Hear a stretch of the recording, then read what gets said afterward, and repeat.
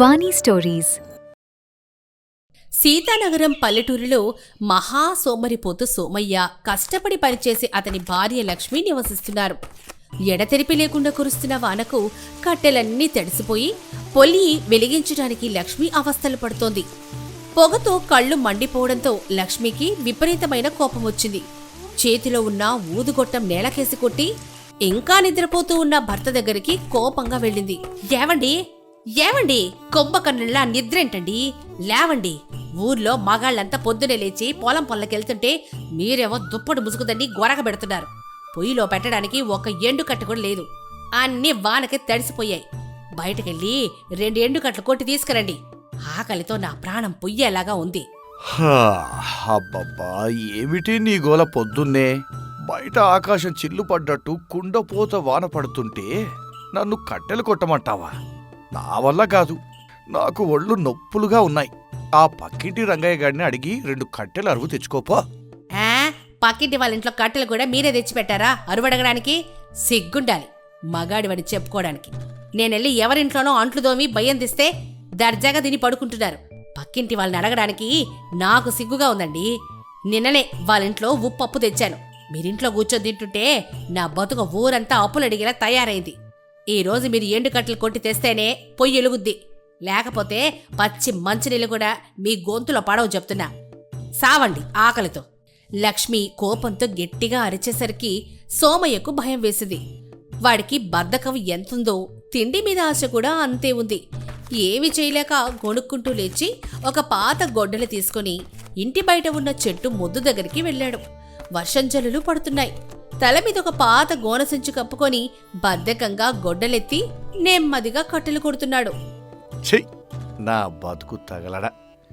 ఎవరైనా పెళ్ళాన్ని అదుపులో పెట్టుకుంటారు కానీ నేను మాత్రం దానికి భయపడి ఈ చలిలో వానలో కట్టెలు కొడుతున్నాను. ఈ గొడ్డలు ఎంత బరువుందో దేవుడా, నా చేతులు పడిపోయేలా ఉన్నాయి. ఏ రాత్రో వెళ్ళి పక్కింటి వాళ్ళ కట్టెలు దొంగిలిస్తే పోయేది. ఈ కష్టం తప్పుతుండేది. మగవాడికి ఇంత కష్టం పగవాడికి కూడా రాకూడదు దేవుడా. సోమయ్య అలా కట్టెలు కొడుతూ ఉండగా బురదదారిలో ఒక వ్యక్తి నడుచుకుంటూ వాళ్ళ పెంకుటింటి వైపు రావడం కనిపించింది. అతనే సుబ్బయ్య, లక్ష్మికి స్వయాన అన్నయ్య. సుబ్బయ్యకు బోలెడాస్తుంది. పక్క ఊర్లో వడ్డీ వ్యాపారం చేస్తాడు. కాని మహాపిసినారి. అంతేకాకుండా సొంత చెల్లెలి ఇల్లే కదా అని 10 రోజులు దర్జాగా ఉచితంగా తినిపోయే రకం. చేతిలో ఒక నల్ల గొడుగు, సంకలో ఒక సంచి పెట్టుకుని నవ్వుతూ వస్తున్నాడు. ఏరో సోమయ్య, వర్షంలో అప్పుడే పని మొదలెట్టావా? భలే కష్టపడుతున్నావురా నువ్వు. నన్ను గుర్తుపట్టావా? నీకు స్వయాన భావనవుతాను. లక్ష్మికి సొంత అన్నయ్యవు. మీ ఊరి మీదుగా ఓ చిన్న పనుండి వచ్చాను. ఇక్కడ నాకంటూ ఉన్న సొంత ఇల్లు నా సెలలిల్లే కదా. వారం రోజులు ఉండిపోదామని వచ్చానురా. అరే సుబ్బయ్య బావా, నువ్వా? రా బావా, లోపలికి రా. అసలే వానలో తడిసిపోయి ఉన్నావు. ఇదంతా వంటగది నుంచి చూస్తున్న లక్ష్మికి సుబ్బయ్యను చూడగానే రక్తం మరిగిపోయింది. గతంలో ఒకసారి సుబ్బయ్య ఇలాగే వచ్చి 10 రోజులు వీళ్ళ ఇంట్లోనే తిష్టవేసి ఉన్న బియ్యం మొత్తం తినేసెళ్ళాడు. ఈ పెసినారి రాబంతో మళ్లీ వచ్చిందే. పక్క ఊళ్ళో లక్షలు వడ్డీలు తిప్పుతాడు, కానీ సెల్లింటికి వచ్చేటప్పుడు మాత్రం కనీసం చేతిలో 10 రూపాయల పండు కూడా తేలేదు. అసలే నా మొగుడు పనికి మాలనోడు, ఈ ఇంట్లో గింజలేదు. ఇప్పుడు వీడు వారం రోజులు ఉంటానంటున్నాడు. వీడికి రాజభోజనాలు ఎక్కడి నుంచి దేవాలో. ఈయన్ని మామూలుగా పంపిస్తే ఎల్లడిగా ఏదో ఒక నాటకం ఆడి ఈడికే పారిపోయేలాగా బుద్ధి చెప్పాలి. సుబ్బయ్య దర్జాగా లోపలికెళ్లి పాత చెక్క కుర్చీలో కూర్చున్నాడు. అతని మనసులో ఉచితంగా తినబోయే భోజనం గురించి ఎన్నో ఆలోచనలు మొదలవుతున్నాయి. ఈ సోమయ్యగాడు వట్టి అమాయకుడు, వట్టి సోమరిపోతు. కానీ మా చెల్లెలి చేతి వంట అద్భుతం. ఈ వానాకాలం వారం రోజులు ఇక్కడే తిష్ట వేస్తే నా ఇంట్లో బియ్యం ఆదా అవుతాయి, కట్టెలు మిగిలిపోతాయి. పైగా వేడివేడి చేపల పులుసు ఉచితంగా దొరుకుతుంది. బంధువు ఇంటికి వస్తే కాదంటారా ఏంటి? రా అన్నయ్యా, బావున్నావా? అసలే చలికాలం, ఏడేడిగా మంచినీళ్ళు ఇస్తాను, తాగు. మంచినీళ్ళు ఎందుకమ్మా లక్ష్మి? నేను కోటీశ్వరుని అయినా మీ పేదవాళ్ళ ఇంట్లో దొరికే చల్లటి మజ్జిగ అంటే నాకు మహా ఇష్టం. అది సరేగాని నాకు ఈ ఊరి చెరువు చేపలంటే ప్రాణం. ఈ వాన్లో వేడివేడిగా చేపల పులుసు వండితే 4 రోజులు హాయిగా కడుపు నిండా తిని పడుకుంటాను. చేపల పులుసా? ఖచ్చితంగా తెస్తాను బావా, నువ్వు కూర్చో. లక్ష్మికి అర్థమైంది. వీడిని ఇలాగే వదిలేస్తే రోజు మాంసం చేపలు అని తమ ఇంటిని గుల్ల చేస్తాడని. లక్ష్మి వెంటనే ఒక ఉపాయం ఆలోచించింది.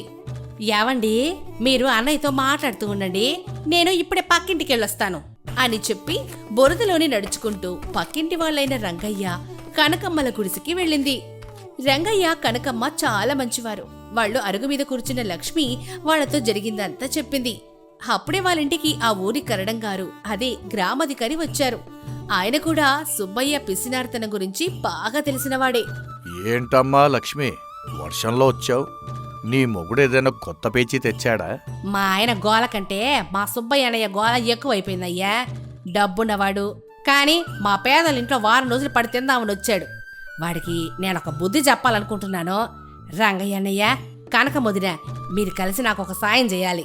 లక్ష్మి తన పథకం మొత్తం వాళ్ళకి వివరించింది. కరణం గారు, రంగయ్య పకపక నవ్వారు. పథకం ప్రకారం అందరూ సిద్ధమయ్యారు. మధ్యాహ్నం సమయం.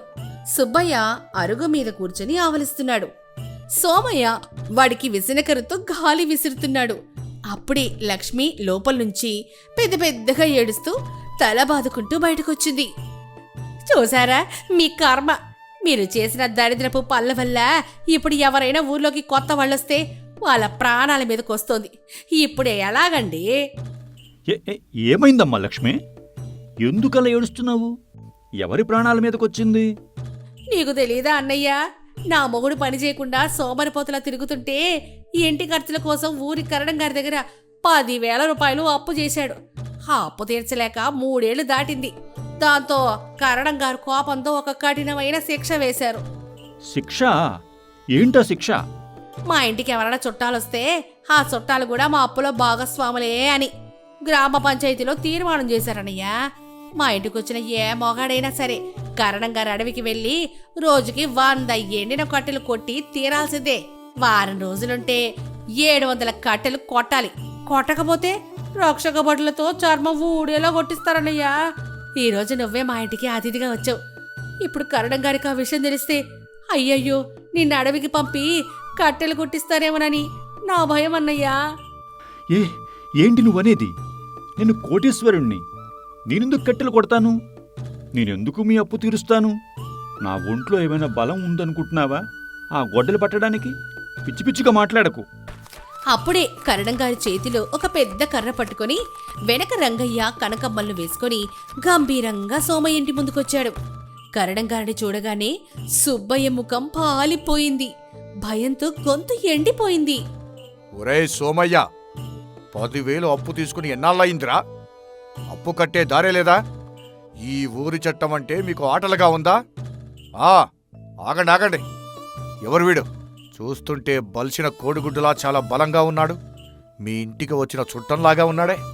అవునయ్య కరణం గారు, ఇందాకే బస్సు దిగి బట్టల సంచితో ఆ సోమయ్య ఇంటికే వచ్చాడు. పంచాయతీ తీర్పు ప్రకారం సోమయ్య ఇంటికి ఎవరొచ్చినా వాళ్ళ అప్పు తీర్చే బాధ్యత ఆ చుట్టాలదే కదా. అవును రంగయ్య, భలేవాడు దొరికాడ్రా మనకు.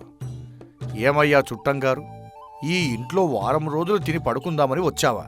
వాడి అప్పు 10,000 కాదు, వడ్డీతో కలిపి 15,000 అయ్యింది. ఆ డబ్బులని నువ్వే కట్టాలి, లేదంటే 1,500 కట్టెలు కొట్టాల్సిందే. లేదంటే నీ ఒంటి మీద ఉన్న చొక్కా, చేతిలో ఉన్న గొడుగు జప్తు చేసి నిన్ను అడవికి పంపిస్తాంట్రా. ఇలా రా, ముందా గొడుగివ్వు. అయ్యా కరణం గారు, నాకేం సంబంధం లేదయ్యా, నేను పలకరించడానికి వచ్చాను అంతే. నాకు కట్టెలు కొట్టడం రాదు బాబు. నా ఆస్తి మొత్తం పోయినా సరే ఈ ఊళ్ళో ఒక్క కట్టె ముక్క కూడా కొట్టలేను. నా బట్టలు లాక్కోకండి బాబు, నా దగ్గర చిల్లిగవ్వలేదు. అదేంటయ్యా పెద్ద మనిషి అలా ఏడుస్తావ్? బంధువులున్నప్పుడు కష్ట సుఖాలు పంచుకోవాలి కదా. నువ్వు గొప్ప కోటీశ్వరుడివని లక్ష్మి చెబుతోంది. నీ బావమర్ది కోసం ఆ 15,000 ఇచ్చి వాడి అప్పు తీర్చొచ్చు కదా. అయ్య బాబోయ్, 15,000 ఇవ్వడమా? వీడికి 10 రూపాయలు ఇవ్వడానికే నా ప్రాణం పోతుంది. 15,000 ఇస్తే నేను గుండెకి ఇక్కడే చచ్చిపోతాను. ఉచితంగా చేపల కూర తిందామని వస్తే నా జేబుగా సిల్లు పెట్టేలా ఉన్నారా ఈ ఊరి జనాలు? వీళ్ళ దరిద్రం నాకెందుకు తగలబడా? వెంటనే ఇక్కడుండి పారిపోవాలి. అయ్యా కరణం గారు, నా జేబులో 10 రూపాయలు కూడా లేవు. నేను ఏ అప్పు తీర్చలేను. నేను ఇప్పుడే ఈ క్షణమే నా ఊరికి వెళ్ళిపోతాను. నా మీద దయసూపండే. నా గొడుగు నాకిచ్చేయండి సోమయ్య. అడుగు ముందుకేసావో నీ కాళ్ళు ఇరగ్గొడతాను. ఇంటి గుమ్మం తొక్కాక కట్టెలు కొట్టాల్సిందే. ఒరే రంగయ్య, వాడి చేతిగా గొడ్డలివ్వరా. వాన పడుతున్నా సరే ఈ రోజు వాడితో 100 కట్టెలు కొట్టించి అడవికి లాక్కుపోండి. రంగయ్య గొడ్డల్ని తీసుకుని తన వైపు వస్తూ ఉండడాన్ని చూసిన సుబ్బయ్యకు ప్రాణాలు గాల్లోనే కలిసిపోయినంత పనైంది. ఇక ఒక్క క్షణం కూడా ఆలోచించకుండా తన బట్టల సంచి, గొడుగు అన్నీ అక్కడే వదిలేసి కనీసం చెప్పులు కూడా వేసుకోకుండా ఆ కుండపోత వానలోనే వెనక్కి తిరిగి చూడకుండా పరుగు తీశాడు. బాబోయ్, నన్ను వదిలేయండి. నేను ఇంకెప్పుడు ఈ ఊరి పొలిపేర్లకు కూడా తొక్కను. నా కర్మకాలి వచ్చాను దేవుడా. బురదలో జారి పడుతూ ముఖమంతా మట్టంటుకున్నా లెక్క చేయకుండా లేచి పారిపోతున్న సుబ్బయ్యను చూసి లక్ష్మి, కరణంగారు, రంగయ్య, కనకమ్మ పకపక నవ్వారు. లక్ష్మి తెలివితేటలకు అందరూ ఆశ్చర్యపోయారు. వాళ్ళ నవ్వుల మధ్యలో సోమయ్య తలదించుకుని నిలబడ్డాడు. చూశావా సోమయ్య, నీ భార్య ఎంత తెలివైనదో. ఆ సుబ్బయ్య పిసినారిగాడికి ఉచితంగా మేత మేయడం అలవాటు. వాడికి బుద్ధి చెప్పడానికి నీ భార్య పన్నిన నాటకమే ఇదంతా. నీ అప్పు ఏమీ లేదు. వాడిని భయపెట్టడానికి అలా అన్నావంతే. నన్ను క్షమించు లక్ష్మి. నువ్వు నా కోసం పక్కింటి వాళ్ల ముందు చేతులు కట్టుకుని నిలబడుతుంటే నేను సోమరిపోతులా పడుకున్నాను. నా సోమరితనం వల్లే కదా నువ్వు ఇంతటి నాటకమాడి మన ఇంటి పరువు నిలబెట్టుకోవాల్సి వచ్చింది. నా చేతకానితనం వల్లే మీ అన్నయ్య మన ఇంటికి వచ్చి దర్జాగా చులగ్గా మాట్లాడాడు. నేను మగాడిలా కష్టపడి సంపాదించి ఉంటే ఏ చుట్టం వచ్చి ఇలా చులకన చేసేవాడు కాదు. ఈరోజు నా కళ్ళు తెరిపించావు లక్ష్మి. ఈ వాన కాదు కదా, ఆకాశం నుండి పిడుగులు పడినా సరే రేపటి నుండి నేను కష్టపడి పని చేస్తాను. నీ మెడలో బంగారు నగలు వేయలేకపోయినా మన ఇంట్లో కడుపు నిండా అన్నం ఉండేలా చూసుకుంటాను. నిన్నింకెప్పుడూ ఏడిపించను. భర్త నోటి నుండి వచ్చిన ఆ మాటలు వినగానే లక్ష్మికి పట్టలేనంత సంతోషం వచ్చింది. కరణంగారు, పక్కింటి వాళ్లు సోమయ్యలో వచ్చిన మార్పుకు సంతోషించి వాళ్ళను ఆశీర్వదించి వెళ్లిపోయారు. ఆ వర్షంలో లక్ష్మి, సోమయ్య ఇద్దరూ ఒకరినొకరు తోడుగా కొత్త జీవితాన్ని ప్రారంభించారు. ఆ సుబ్బయ్య మళ్లీ ఏనాడు వాళ్ల ఊరి ముఖమే చూడలేదు. స్వార్థంతో ఉచితంగా బతకాలనే ఆశతో వచ్చే బంధువులకు మర్యాదలతో కాకుండా తెలివితేటలతో బుద్ధి చెప్పాలి. మనిషి సోమర్తనంగా ఉంటే లోకం చులకనగా చూస్తుంది. కష్టపడి నిజాయితీగా బ్రతికితేనే సొంత ఇంట్లోనూ సమాజంలోనూ గౌరవం దక్కుతుంది. భార్యాభర్తలు కష్టాన్ని పంచుకుంటే ఎలాంటి సమస్యనైనా సునాయాసంగా గెలవచ్చు. ఒక మారుమూల పల్లెటూరి చివర గట్టిగా గాలి కొడితే కూలిపోయే చిన్న గడ్డి గుడిసెలో నివసించేవాడు రామయ్య. అతని ఆస్తంతా ఆ గుడిసె, అతని భార్య సీత, మంచాన పడ్డ తల్లి మరియు పట్నం వెళ్లిన భర్త కోసం ఎదురు చూస్తున్న చెల్లెలు లక్ష్మి మాత్రమే. రామయ్య రోజు రక్తం చెమటగా మార్చి మట్టి మోసిన సాయంత్రానికి అతనికి దక్కేది కేవలం 5 రూపాయలు. ఆ డబ్బుతో పూట గడవటమే గగనంగా ఉన్న ఆ స్థితిలో వయసైపోయి జ్వరంతో బాధపడుతున్న తల్లికి కనీసం మందులు కూడా ఇప్పించలేని దౌర్భాగ్యుడు రామయ్య. రోజూ తన చేతిలో ఉన్న ఆ 5 రూపాయలను చూసుకుంటూ నా తల్లి ప్రాణం కాపాడలేనా దేవుడా అని ఒంటరిగా కుమిలిపోయేవాడు. ఇంతటి కటిక పేదరికంలోనూ ఆ నలుగురు ఒకరికొకరు తోడుగా బతుకుతున్నారు. ఒకరోజు రాత్రి అంతా చీకటి పడింది. గుడిసెలో అంతా నిశ్శబ్దంగా ఉంది.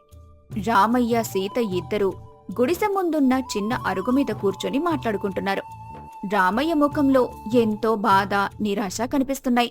సీత, నా బతుకు ఎంత దౌర్భాగ్యంగా మారిపోయిందో చూడు. ఉదయం నుండి సాయంత్రం వరకు రక్తం చెమటగా మార్చి పనిచేస్తున్నాను. ఈ చేతులు చూడు, రాళ్ళు కొట్టి కొట్టి గాయాలైపోయాయి. అయినా సరే నా చేతికి 5 రూపాయల కంటే ఎక్కువ రావట్లేదు. ఈ 5 రూపాయలతో మీకు కడుపు నిండా అన్నం పెట్టలేకపోతున్నాను. అమ్మకి ఆరోగ్యం బాగాలేదు. ఆమెకు మందులు తేవాలి అంటే జేబులో 1 రూపాయి కూడా లేదు. నేను ఎలాంటి కొడుకుని సీత? కనీసం నా తల్లిని చూసుకోలేని దుర్మార్గుడినైపోయాను. నేను బ్రతికి ఎందుకు సీత? అయ్యో, అలా అనకయ్యా. మీరు ఎంత కష్టపడుతున్నారో నాకు తెలుసు. మీరు మా కోసం పడుతున్న బాధ చూస్తుంటే నా గుండె తరుక్కుపోతుంది. డబ్బులు లేకపోతే ఏమండి, మనమిద్దరం కలిసి కష్టపడదాం. మీరు ఎంత బాధపడుతుంటే నేను తట్టుకోలేను. మీరు మా కోసం పడుతున్న శ్రమ ముందు దేవుడు కూడా తల వంచాలి. అత్తయ్యగారి ఆరోగ్యం గురించి మీరు దిగులు పడకండి. నేనామెకు అడవిలో దొరికే ఆకుపసరు తెచ్చి తాగిపిస్తాను. ఆవిడకు తొందరలోనే నయమవుతుంది. మీరు మాత్రం ఇలా కన్నీరు పెట్టకండి. లోపలి నుండి వాళ్ల మాటలు విన్నది లక్ష్మి. ఆమె కన్నీరు తుడుచుకుంటూ బయటకొచ్చింది. అన్నయ్య, నువ్వు ఎందుకంత బాధపడుతున్నావు? నువ్వు మమ్మల్ని ఎంతో బాగా చూసుకుంటున్నావు. నా భర్త పట్నం వెళ్ళినా నువ్వు నన్ను ఒక్కరోజు కూడా బాధ పెట్టలేదు. వదిన నన్ను తన సొంత చెల్లిలాగా చూసుకుంటుంది. మనం డబ్బులేని పేదవాళ్లం కావచ్చు, కాని మన మధ్య ఉన్న ప్రేమ ముందు ఆ డబ్బు ఎంతన్నయ్యా? నేను కూడా రేపటి నుండి వదినతో కలిసి పొలం పనులకి వెళ్తాను. మనం ముగ్గురం కలిసి కష్టపడితేనే మన కష్టాలన్నీ తీరిపోతాయి. వద్దమ్మా లక్ష్మి, నువ్వు ఆడపడుచువి. నిన్ను పనికి పంపించే అంత దౌర్భాగ్య స్థితికి నేనింకా రాలేదు. నేను ఎంత కష్టమైనా పడతాను, కానీ మిమ్మల్ని ఇంట్లోనే ఉంచి చూసుకుంటాను. దేవుడు మనకి ఎప్పుడో ఒకరోజు మంచి రోజులు ఇస్తాడు. మీరిద్దరూ ధైర్యంగా ఉండండి. వాళ్ళు ముగ్గురు అలా ఒకరికొకరు ధైర్యం చెప్పుకుంటూ ఆ చీకట్లో కన్నీరు కారుస్తూ కూర్చున్నారు. వాళ్ళు మాట్లాడుకున్న మాటలన్నీ గుడిసెలోపల పడుకొని ఉన్న ముసలవ్వ విన్నది. ఆమెకు నిద్ర రాలేదు. తన కొడుకు పడే విషాదం, కోడలు కూతురు చూపించే ప్రేమ చూసి ఆమె మనసు ముక్కలైపోయింది. ఆమె చీకట్లో ఒంటరిగా తనలో తాను మాట్లాడుకుంటూ ఏడుస్తోంది. ఓరయ్యా, నువ్వు మంచిగానే వెళ్ళావు. నన్నెందుకిక్కడ ఒంటరిగా వదిలేశావు? నువ్వు పోయిన తరువాత నా కొడుకు ఎంత కష్టపడుతున్నాడో చూసావా? వాడు నా కోసం, నా మందుల కోసం ఎంత మదన పడుతున్నాడో వింటున్నావా? నేను వాడికొక భారంగా మారిపోయాను. నా వల్ల వాడికి పూట గడవడమే కష్టమైపోతుంది. నువ్వు పోయేటప్పుడు నన్ను కూడా తీసుకుని వెళ్తే వీళ్ళకి కనీసం నేను భారంగా ఉండకపోదును కదా. నా కొడుకు రాత్రింబవళ్ళు చెమట చిందిస్తున్నాడు. వాడికి తోడుగా ఉండాల్సిన నేను మూలన పడి రోగంతో బాధపెడుతున్నాను. నా కొడుకు, కోడలు, కూతురు ఇంత కష్టపడుతుంటే నేను చూడలేకపోతున్నా దేవుడా. యముడు నన్ను ఎందుకు తీసుకెళ్ళడు? నన్ను తొందరగా తన దగ్గరికి తీసుకుపోతండ్రి. నా కొడుకు మీద ఉన్న భారాన్ని తగ్గించు. ముసలవ్వ కన్నీరుతో తన చీర కొంగు తడిచిపోయింది. ఆమె రాత్రంతా అలా ఏడుస్తూనే నిద్రపోతుంది. కొన్నాళ్లు గడిచాయి. వాళ్ల బతుకుల్లో ఎలాంటి మార్పు రాలేదు. కాని దేవుడు వాళ్లకి ఇంకో పెద్ద పరీక్ష పెట్టాడు. ఒకరోజు రాత్రి ఎవ్వరూ ఊహించనంత అకాల వర్షం మొదలైంది. చీకటి కమ్ముకుంది. భయంకరమైన గాలి, ఉరుములు, మెరుపులతో వర్షం దండిగా పడుతోంది. గాలికి చెట్లు కూడా ఊగిపోతున్నాయి. రామయ్య వాళ్ల చిన్న గుడిసె ఆ భయంకరమైన గాలికి తట్టుకోలేకపోయింది. గుడిసె కొమ్మలు విరిగిపోవటం మొదలయ్యాయి. వర్షానికి వాళ్ల గుడిసెలోకి నీళ్లు వస్తాయి. ఒక్కసారిగా భయంకరమైన గాలి వచ్చి గుడిసె పైనున్న గడ్డి మొత్తం ఎగిరిపోతుంది. అయ్య బాబోయ్, ఏమిటి వర్షం? గుడిసెలోకి నీళ్లొచ్చేశాయి. పైన కప్పు మొత్తం గాలికి ఎగిరిపోయింది. మనం ఏం చేయాలండి? అమ్మా లక్ష్మి, తొందరగా లేవండి. గుడిసె కూలిపోయేలాగా ఉంది. మనం ఇక్కడ ఉంటే ప్రాణానికే ప్రమాదం. తొందరగా బయటికి రండ్రా. గుడిసె అంతా నీళ్లతో నిండిపోయింది. వాళ్లు వేసుకున్న బట్టలు, ఉన్న కొన్ని సామాన్లన్నీ తడిచిపోయాయి. వాళ్ల గుడిసెపైన ఉన్న గడ్డి మొత్తం ఎగిరిపోవటంతో వర్షం సూటిగా వాళ్ల మీద పడుతోంది. ఒరేయ్ రామయ్య, ఏమి వర్షం రా ఇది? మనం ఎక్కడికి వెళ్ళాలిరా ఇప్పుడు? నా వల్ల నడవడం కుదరట్లేదురా. అన్నయ్య, నాకు చాలా భయంగా ఉందన్నయ్య. ఎక్కడికైనా వెళ్ళిపోదాం. అమ్మ చలికి తట్టుకోలేకపోతుంది. వాళ్లకు ఆ వర్షంలో ఎక్కడికి వెళ్లాలో తెలీదు. ఊర్లో ఎవరింటికి వెళ్లినా వాళ్ల దరిద్రం చూసి ఎవ్వరూ తలుపు తీయరని రామయ్యకి బాగా తెలుసు. రామయ్య తొందరగా తన ఇంట్లో ఉన్న కొన్ని ముఖ్యమైన సామాన్లు, కొన్ని బట్టలు ఒక మూట కట్టాడు. వాళ్ల దగ్గరున్న ఒక పెద్ద పాత బొంతని తీసి నలుగురూ కలిసి తల మీద కప్పుకున్నారు. వర్షంలో తడుస్తూ, చలికి వణుకుతూ ఆ చీకట్లో బురదదారిలో నడవటం మొదలుపెట్టారు. జాగ్రత్త సీత, అమ్మ చెయ్యి గట్టిగా పట్టుకో. లక్ష్మి, నువ్వు నా పక్కనే ఉండు. ఈ చీకట్లో ఎక్కడ గుంతలు ఉన్నాయో తెలీదు. జారి పడితే కష్టం. ఎక్కడికి వెళ్తున్నామండి? ఎవరింటికైనా వెళ్దామా? అత్తయ్యకి జ్వరం ఎక్కువ అవుతుంది. మన దరిద్రం చూసి ఎవరు మనల్ని ఇంట్లోకి రానిస్తారు సీత? ఎవరూ రానివ్వరు. ఎక్కడైనా ఒక గుడి లేదా పెద్ద చెట్టు కనిపిస్తే అక్కడ తల దాచుకుందాం. నన్ను క్షమించండి, మీకు ఇంత కష్టం తెచ్చాను. ఒక మంచి ఇల్లు కూడా ఇవ్వలేని దౌర్భాగ్యుణ్ణి నేను. అలా అనకురా బాబు.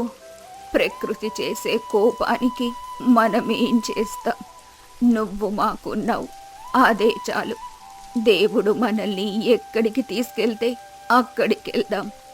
వాళ్ళు అలా తడుస్తూ కటిక చీకట్లో నడుస్తూనే ఉన్నారు. ఆకలి, చలి, విషాదం వాళ్ళని పీడిస్తున్నాయి. అలా కొద్ది దూరం నడిచిన తర్వాత ఊరికి దూరంగా వాళ్లకొక అతిపెద్ద మర్రి చెట్టు కనిపించింది. ఆ చెట్టు 100 ఏళ్ల క్రితం నాటిందై ఉండొచ్చు. ఆ చెట్టు మొదలు చాలా పెద్దగా ఉంది. ఆ చెట్టు మొదట్లో ఒక పెద్ద తొర్ర ఉంది. ఆ తొర్ర లోపలికి వర్షం నీళ్లు వెళ్లటం లేదు. అది చాలా విశాలంగా ఉంది.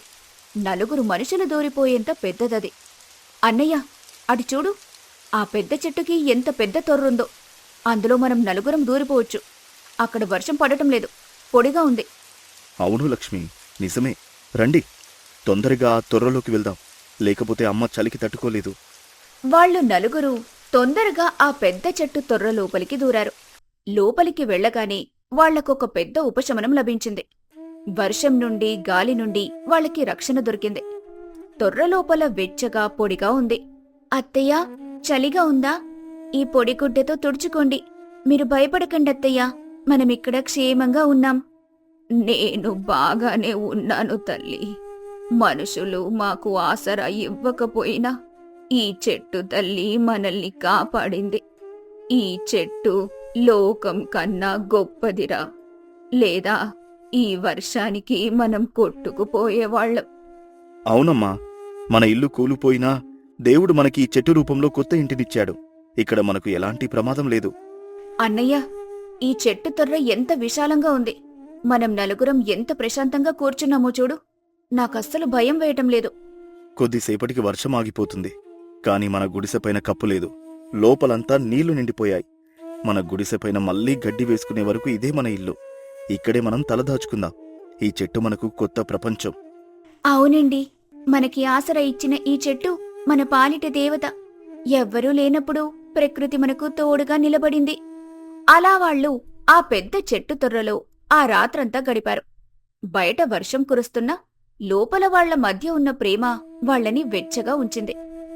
మరుసటి రోజు ఉదయం వర్షం ఆగిపోయింది. కాని వాళ్ల గుడిసె అంతా నీళ్లతో నిండిపోయింది. ఆ నీళ్లు ఎండిపోయేందుకు కొన్ని రోజులు పడుతుంది. అందువల్ల వాళ్లు కొన్ని రోజుల పాటు ఆ చెట్టు తొర్రలోనే నివసించారు. అక్కడే చిన్న పొయ్యి పెట్టుకుని సీత వంట చేసేది. రామయ్య కూలి పనికి వెళ్లి వచ్చిన తర్వాత ఆ చెట్టు తొర్రలోనే నిద్రపోయేవాడు. ముసలవ్వకి ఆ చెట్టు తొర్ర చాలా ప్రశాంతంగా అనిపించింది. అక్కడికి ఎవ్వరూ రారు. వాళ్ల దరిద్రాన్ని చూసి ఎవ్వరూ నవ్వరు. కొన్ని రోజుల తర్వాత వాళ్ల గుడిసెలో నీళ్లు మొత్తం ఎండిపోయిన తర్వాత వాళ్లు మళ్లీ గుడిసెను బాగు చేసుకోవాలని నిర్ణయించుకున్నారు. గుడిసెపైన కప్పు వేయటానికి వాళ్లకి గడ్డి కావాలి. సీతా, గుడిసెలో నీళ్లు ఎండిపోయాయి. ఇప్పుడు మనం గుడిసెపైన గడ్డి కప్పాలి. నేను ఒక్కడనే పొలంలోకి వెళ్లి గడ్డి తేవాలి అంటే చాలా రోజులు పడుతుంది. మనం తొందరగా ఇల్లు కట్టుకోవాలి. మీరొక్కరే ఎందుకండి? నేను, లక్ష్మి కూడా మీతో పాటు వస్తాం. మనం 3 కలిసి గడ్డి తీసుకొద్దాం. మనమందరం కష్టపడితేనే ఇల్లు నిలబడుతుంది. అవునన్నయ్య, మనమందరం కలిసి కష్టపడదాం. నేను కూడా నిన్నొక్కడనే కష్టపడనివ్వను. అలా వాళ్ళు భార్య, భర్త, వాళ్ల చెల్లి 3 కలిసి ఊరికి దూరంగా ఉన్న పొలంలోకి వెళ్లారు. పొలంలో ఉన్న ఎండుగడ్డిని పెద్ద పెద్ద మోపులుగా కట్టుకున్నారు. 3 తలమీద గడ్డి మోపులు పెట్టుకుని బరువు మోసి తెచ్చి వాళ్ల గుడిసె దగ్గర పెట్టారు. రామయ్య గుడిసెపైన ఎక్కి సీత మరియు లక్ష్మి అందిస్తున్న గడ్డి మోపులతో గుడిసెపైన కొత్త కప్పు వేశాడు. 3 కలిసి రాత్రింబవళ్లు కష్టపడి వాళ్ల ఇల్లును మళ్లీ అందంగా తయారు చేసుకున్నారు. వాళ్ల ఆత్మవిశ్వాసం, ఐకమత్యం, ప్రేమే వాళ్లని మళ్లీ నిలబెట్టింది. గుడిసె తయారైన తర్వాత అందరూ మళ్లీ వాళ్ల పాత గుడిసెలోకి వెళ్లారు. కాని ముసలవ్వ మాత్రం ఆ చెట్టు తొర్రను ఎప్పటికీ మర్చిపోలేదు. తన కొడుకు ఎవరికీ భారం కాకుండా, ఎవరి దగ్గర చెయ్యి చాచకుండా ప్రకృతి ఇచ్చిన ఆసరాతో బతికాడని ఆమె ఎంతో సృజన పొందింది. ఇక వాళ్లకు కష్టకాలంలో ఆసరాగా ఉన్న ఆ చెట్టు తొర్రను ముసలవ్వ ఎప్పటికీ మర్చిపోదు. రోజూ సాయంత్రం అవ్వగానే ఆమె తన చిన్న మట్టి మంచం తీసుకుని వెళ్లి ఆ పెద్ద చెట్టు కింద వేసుకుని పడుకుంటుంది.